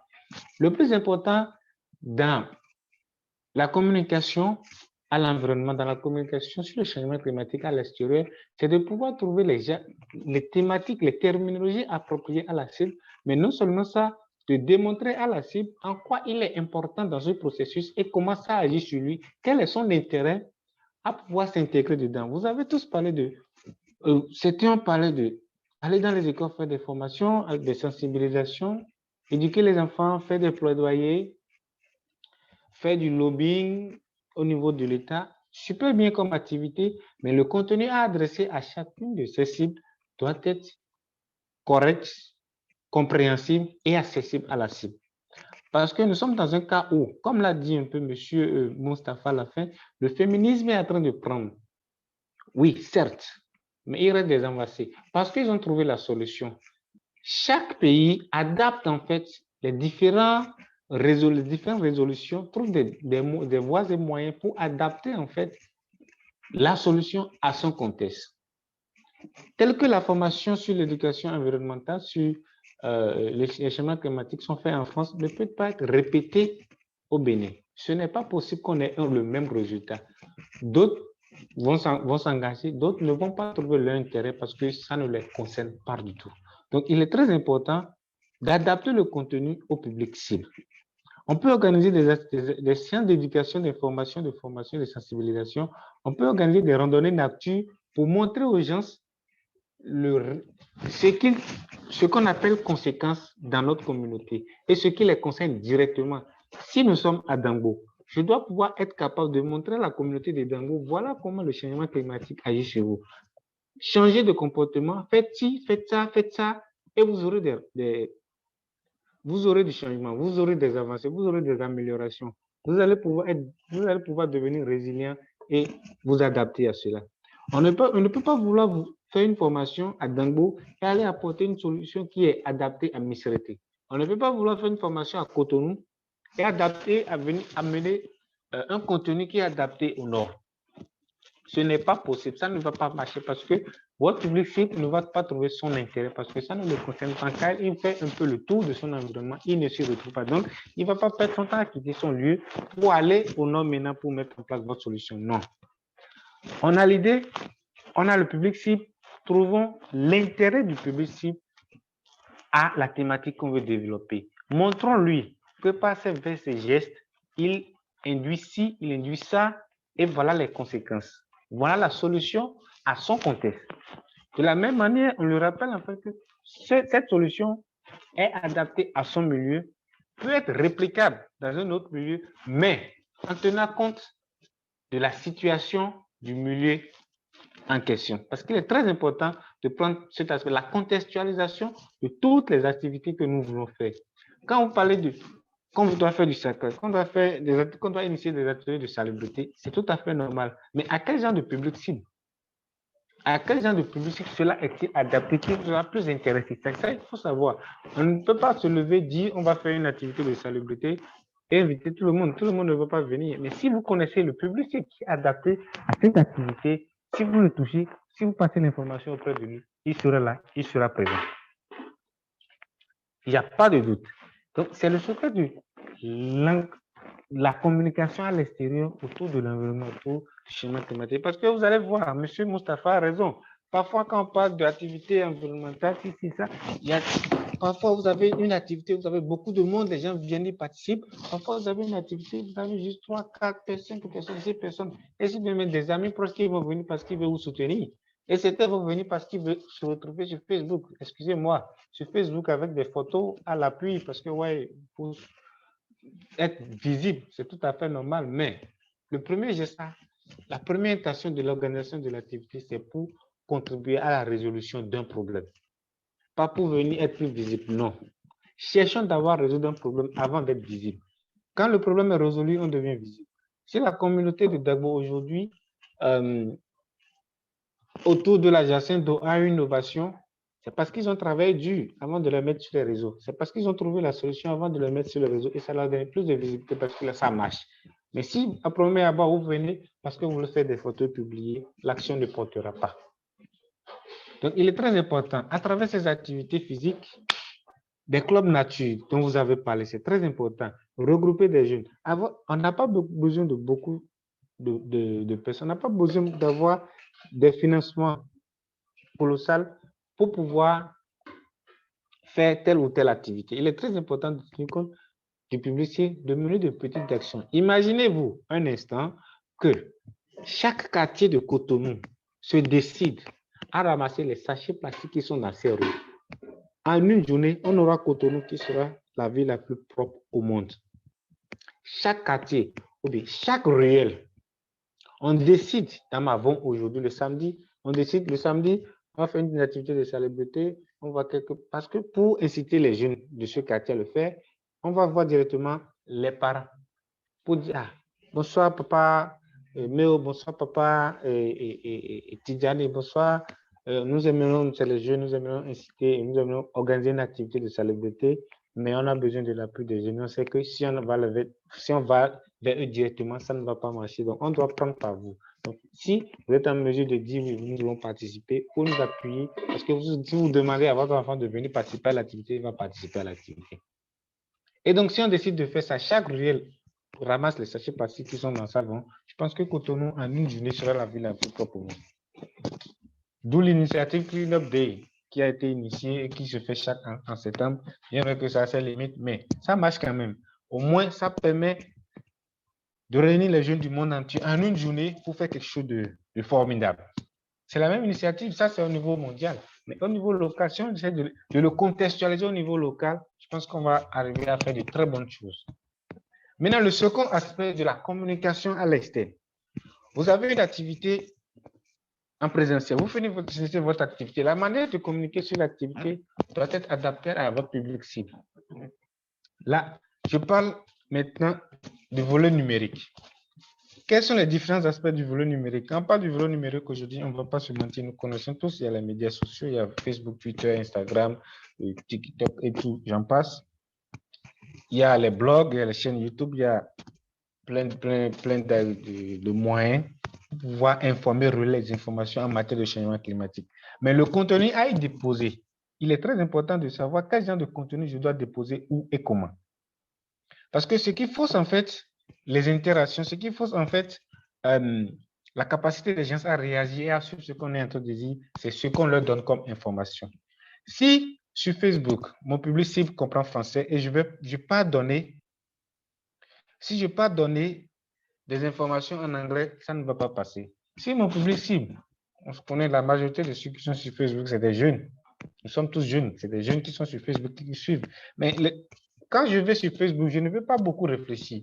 Ne venez pas sur votre page Facebook donner une information qui me ferait aller prendre mon dictionnaire. Ça me dépasse, je ne comprends pas. Donc, votre information, ça ne passe pas chez moi. Il est très important de tenir compte de cet aspect, du contenu de la...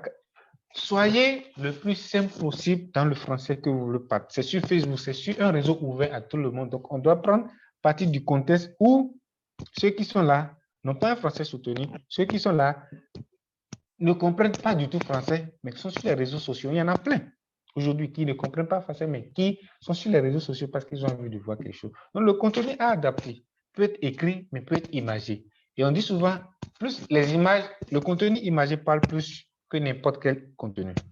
Parce qu'à travers l'image, celui qui ne comprend pas français vous comprend, celui qui ne comprend pas chinois, qui ne comprend pas votre langue, mais qui comprend une autre langue, va comprendre ce que vous êtes en train de dire à travers les images.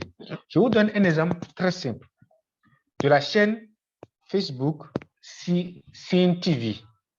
Je pense que c'est des Gabonais, non? En tout cas, j'espère que vous voyez de quoi, les participants voient de quoi je parle. La chaîne Cine TV qui a un contenu qui n'est pas écrit, qui est visuel, mais dans lequel on ne parle pas. Pourquoi? Parce que leur contenu, quand tu le suis, même si tu comprends chinois, tu vas comprendre. Ça va t'intéresser. Quand tu suis, tu vas comprendre ce qu'ils sont en train de dire. Le message qu'ils sont en train de passer, tu vas le comprendre. Et ce n'est pas pour rien que leur contenu, en une journée, quand ils posent un contenu, ils ont près de 3 à 4 millions de vues en une journée, ils n'ont pas besoin d'attendre beaucoup. C'est parce que leur contenu est accessible à tout le monde. Tous ceux qui sont capables de voir leur contenu, même le petit enfant, quand il prend, il comprend. Quand il suit, il comprend. C'est ça l'astuce, c'est ça le secret de la communication numérique à l'endroit de l'environnement. Si aujourd'hui, vous avez, M. Malcolm parlait un peu plus tôt de l'intégration de l'éducation environnementale dans les écoles. Si vous souhaitez que le public, vos followers vous suivent à travers ce plaidoyer que vous souhaitez lancer en ligne, soyez le plus simple, le plus bref possible pour que ceux-là vous suivent, vous puissent comprendre ce que vous êtes en train de dire. C'est très important. Si je dois sensibiliser, par exemple, M. Marco a énoncé la loi cadre sur l'environnement. Au Bénin, on en a. C'est là. Peu de personnes en ont connaissance. Peu de personnes savent ce que ça regorge comme information. Si je souhaite faire une sensibilisation numérique autour de ça, je ne vais pas prendre la loi terre à terre comme ça et rédiger pour... C'est seul un barreau, un juge, un magistrat pourra comprendre correctement si je le prends comme ça. Mais je veux faire la sensibilisation de cette loi cadre sur Facebook, Twitter, Instagram et consorts. Qu'est-ce que je fais? Je dois pouvoir monnayer chaque article en un français terre à terre, simple, compréhensible pour tout le monde. Je ne peux pas prendre brusquement loi cadre sur l'environnement, article 1. Selon l'article 1 de temps, il est avec des vocabulaires qui me dépassent. Je ne vais pas comprendre. Je ne suis pas sur, je vous le rappelle, je ne suis pas sur Facebook pour trop réfléchir. Ils ont dit à réfléchir dans leur boulot, à écrire des différentes. Donc, ils ne vont pas revenir sur Facebook et encore réfléchir à aller prendre le dictionnaire pour comprendre ce que vous voulez dire. Soyez le plus simple possible. Donc, vous monnayez les informations que vous avez reçues au niveau des colloques internationaux. Si vous avez un plaidoyer, si vous avez une information à passer, monnayez l'information dans un français compréhensible ou imagé pour pouvoir passer l'information. Vous allez voir qu'il y aura beaucoup d'interactions parce que les gens ont compris ce que vous êtes en train de dire, et parce que les gens sont intéressés. Ça passe plus vite qu'une information qui contient un français super soutenu que les gens ne comprennent pas. Il y a les blogs. Sur les blogs aussi, vous avez un blog. Ici, nous sommes dans le cadre de l'organisation d'un événement où c'est les e-reporters qui sont ici. Voilà. On est d'accord, on a un blog, on a une plateforme en ligne, et on écrit des articles sur ça. Votre article doit être le plus court possible, parce qu'aujourd'hui, il est prouvé que les gens ne lisent pas. Quand les gens vont sur les blogs, quand ça devient de trop, on ne lit pas. Quand votre message dépasse une page, ça devient ennuyant. Les gens n'arrivent pas à suivre et ils font zapper votre article et aller sur autre chose. Parce que pour eux, c'est avoir l'information que vous voulez divulguer. Le plus important, ce n'est pas tout le français que vous mettez autour, mais c'est l'information importante à divulguer à ces personnes. C'est ce qu'ils veulent savoir. Donc, il est primordial d'écrire de sorte à ce que le contenu des articles soit émergé. Il est donc important de capter l'attention des lecteurs. Pour ce faire, il faut faire de petits tests, pas des trucs trop longs qui vont faire réfléchir, non, de petits tests, et pour attirer l'attention, pour capter l'attention avec des images expressives, des images qui parlent de l'article que vous êtes en train de rédiger pour inciter les gens au changement. Parce que vous souhaitez que les gens changent, ils doivent pouvoir vous comprendre. Vous souhaitez que les gens vous suivent, ils doivent pouvoir comprendre ce que vous êtes en train de faire, ce que vous êtes en train de dire. Vous souhaitez qu'ils interagissent, ils doivent pouvoir comprendre ce que vous êtes en train de passer comme information et agir sur cela. Il est très aussi important le titre que vous écrivez à votre article doit être aussi important pour savoir que, OK, quand il écrit ce titre, est-ce que les gens seront intéressés? Écrivez quelque chose qui pense, OK, ça c'est intéressant, je vais venir lire. N'écrivez pas quelque chose de super soutenu, en français soutenu, pour empêcher les gens de pouvoir découvrir votre œuvre. Ça ne vous aide pas, parce qu'ils ne vont pas vous suivre. Vous avez aussi la possibilité, nous sommes sur une plateforme e-reporter. Et sur cette plateforme, nous avons peut-être une partie vidéo, une chaîne YouTube que nous animons. Nous devons être capables de faire des contenus vidéo en matière sur l'environnement, sur le changement climatique, et aussi aller à la recherche des innovations locales. Arrêtons de toujours copier ce que l'Europe nous a voulu. Arrêtons de pouvoir aller chercher Greta, qui est super bon. Non, on n'a pas besoin des informations de Greta. Tout le monde n'a pas la chance de voir Greta. Greta fait sa chose pour son pays. Au niveau local, nous avons aussi des jeunes qui font des actions. Vous êtes une plateforme e-reporter. Cherchez les actions au niveau local pour les promouvoir. Parce que j'estime en fait que si moi, Castello, aujourd'hui, j'ai une nation, e-report vient vers moi pour dire nous trouvons ton nation super importante, on souhaiterait mettre ça en lumière. Je suis super d'accord avec vous. Prenez-moi, voilà ce que je fais. Vous mettez ça en ligne. Je serai le premier à venir liker, à venir partager, à le diffuser partout dans mes réseaux. Et ça, c'est à votre actif. Parce que c'est moi qui ai fait l'activité, mais la première chose qu'on voit, c'est e-report qui passe l'information, qui dit, voilà, il y a un jeune qui fait ci, qui fait ça. Le public est intéressé parce que vous aidez les jeunes qui sont sur le terrain à se faire voir, à se faire entendre, à partager leurs innovations, leurs actions, qui sera peut-être le déclencheur d'un autre jeune qui est à Boycon, qui est le déclencheur d'un autre jeune qui est à Djougou, le déclencheur d'un autre jeune qui se trouve dans le nord du Bénin. Et il est très important de faire aussi ces petits retours sur les actions que font les jeunes. Il y a tellement de jeunes qui font de très belles choses aujourd'hui, mais qui ne sont pas en vue. Il y a tellement d'innovations sur le sol béninois et africain qui ne sont pas vues. Parce que le jour où ils sortiront de terre, je pense que le monde sera bouleversé par la capacité de l'Afrique à trouver des solutions adéquates et adaptées au changement climatique. Mon dernier point concernant l'incitation, la communication numérique envers l'extérieur, surtout au niveau de l'organisation de séances virtuelles. Vous avez la possibilité Vous avez fait des activités sur le terrain, vous êtes basé à Porto-Novo. Vous n'avez pas la possibilité d'aller à l'extérieur, d'aller vers Kétou, d'aller vers le nord. Cela n'empêche pas les jeunes de là-bas de profiter de votre connaissance, de votre compétence. Il y a des séances virtuelles que vous pouvez organiser. Aussi, il y a le Facebook Live, il y a Instagram Live, il y a le Twitch Space.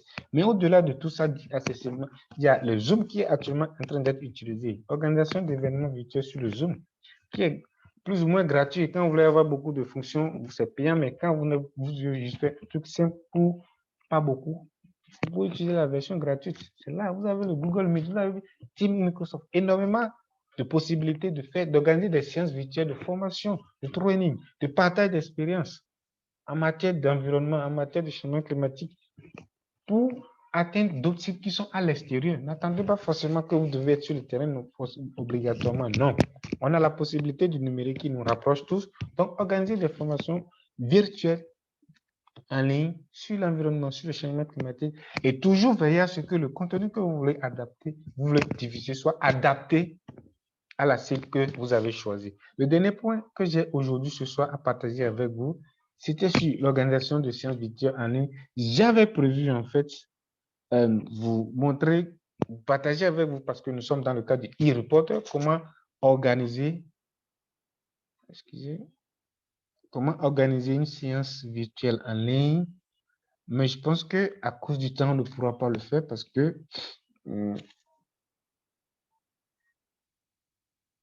monsieur le modérateur, je disais tantôt que j'avais prévu en fait développer les aspects de comment organiser une séance virtuelle en ligne, les typologies, les formats, mais à cause du temps, on ne pourra pas le faire. C'est un document qui peut parvenir à l'organisation et il pourra partager avec les participants qui sont là actuellement.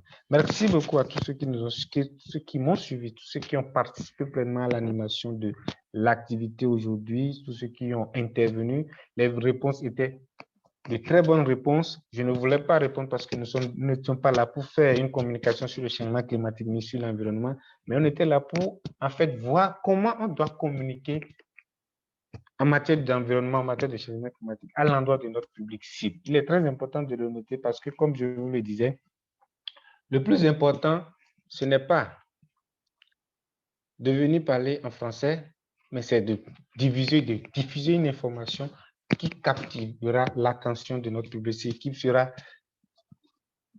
quelque chose que le public pourra emporter avec lui. Merci beaucoup aux participants et aux organisateurs de cet événement. Je retourne la parole à M. Marco. Excusez-moi, j'essaie de terminer. Merci beaucoup, M. Castello. Merci pour cette riche communication dont vous nous avez gratifié ce soir. Cela est très intéressant et ça se voit à travers les différentes interventions de nos participants. Nous vous en sommes très reconnaissants.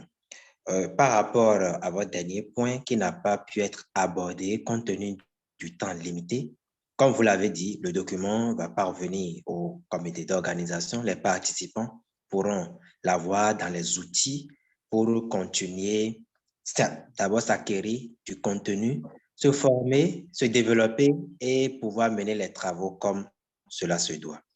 Pour pouvoir nous résumer, je pense qu'à travers cette communication, sur comprendre et relayer les actions de changement dans le secteur de l'environnement et du changement climatique, le communicateur nous a entretenu d'abord à travers les tests de connaissances afin de jauger notre connaissance, nos prérequis du domaine des changements climatiques. Nous avons identifié avec lui les différents impacts que nous pouvons avoir, mais il a surtout mis l'accent sur le fait de nous débarrasser du complexe occidental afin de contextualiser nos faits et de les voir sur le plan local.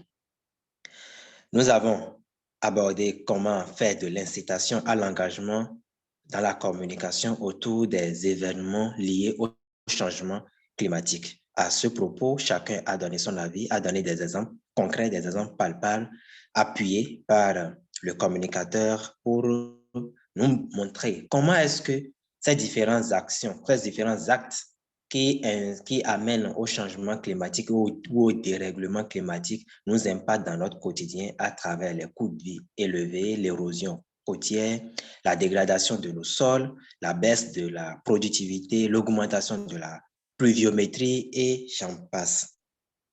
Le communicateur nous a aussi donné quelques moyens et astuces afin d'être un bon relayeur, un bon e-reporter sur les réseaux sociaux, comment créer de contenu meilleur, visible et adapté aux cibles. Intéressant et surtout, il a mis l'accent sur les contenus imagés afin de faciliter la compréhension à nos lecteurs. Merci beaucoup, merci aux communicateurs, merci aux organisateurs, responsables de cette plateforme e-reporter à qui je vais laisser la parole tout à l'heure pour clôturer. Mais avant, je voudrais quand même nous notifier tous qu'à ce propos, nous avons des clubs de lecture qui traitent des questions liées au changement climatique, à l'environnement et à la biodiversité. Je nous invite tous donc à pouvoir intégrer ces différents clubs de lecture pour acquérir davantage de connaissances, de savoir-faire et d'actions qu'on pourrait mener pour encourager à la lutte contre les changements climatiques et ses impacts. Monsieur Doris Akpamoli, si vous me recevez, je vous invite à prendre la parole pour laisser un mot à nos chers participants. Merci.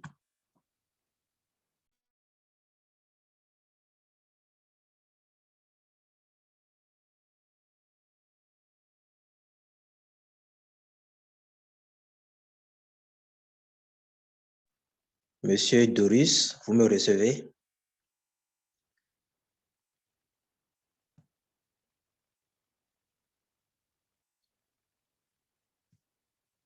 Apparemment, Monsieur Doris n'est plus là, ne me reçoit pas. Monsieur Youssouf est là?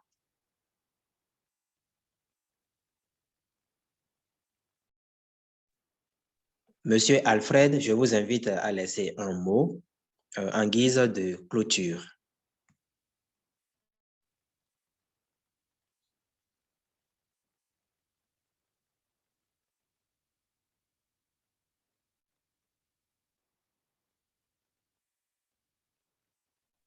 Je pense qu'ils ne sont pas là.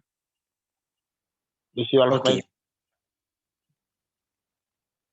Monsieur Alfred, vous me recevez? Bon, c'est pas grave. S'ils ne sont pas là, je pense que nous allons clôturer la séance. Et à ce propos, par rapport au club de lecture lié à la thématique changement climatique, environnement et biodiversité, vous pouvez me contacter si cela vous intéresse afin d'intégrer ces creusets pour acquérir suffisamment d'informations, de connaissances en la matière afin d'être un bon e-reporter. À toutes et à tous, je vous souhaite bonne soirée et bonne suite de votre programme. Merci, monsieur. Merci beaucoup. Merci beaucoup. Très intéressant. Merci. Pour ceux qui souhaitent avoir mon contact, je vais le laisser dans le chat.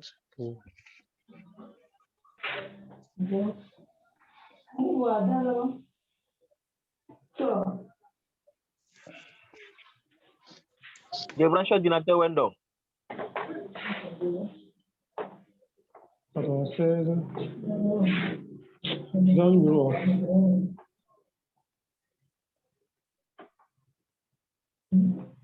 C'est bon, allez, vous allez.